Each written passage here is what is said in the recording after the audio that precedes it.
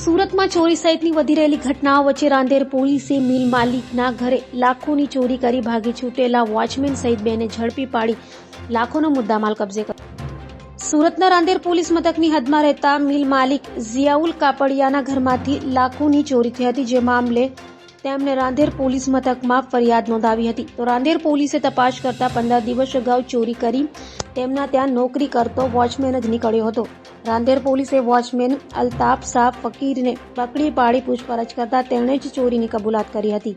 Watchman Altaf Shah ફકીરે તેના મિત્ર ઝકરિયા અંસારી સાથે મળી મિલ માલિક ઝિયાઉલ કપડિયાના ઘરમાંથી 35,05,000ની ચોરી કરી હતી, જે તમામ મુદ્દામાલ રાંદેર પોલીસે કબજે કરી આરોપીઓ વિરુદ્ધ કાયદેસરની કાર્યવાહી હાથ ધરી હતી।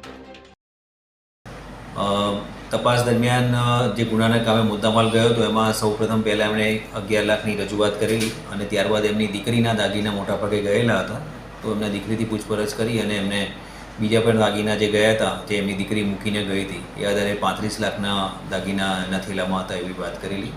ગુનાના કામે જે આરોપી પકડાયા છે એણે પોતે અગાઉ પણ 10 દિવસ પહેલાં પણ ઘરમાંથી એ જે બે દાગીના ચોરી કરેલા અને એને એક ઈસમ મારફતે સહ આરોપી છે એના મારફતે વેચાણ કરેલું અને એમાં 17,50,000 રૂપિયા જેવો દાગીનાની કિંમત મળેલી।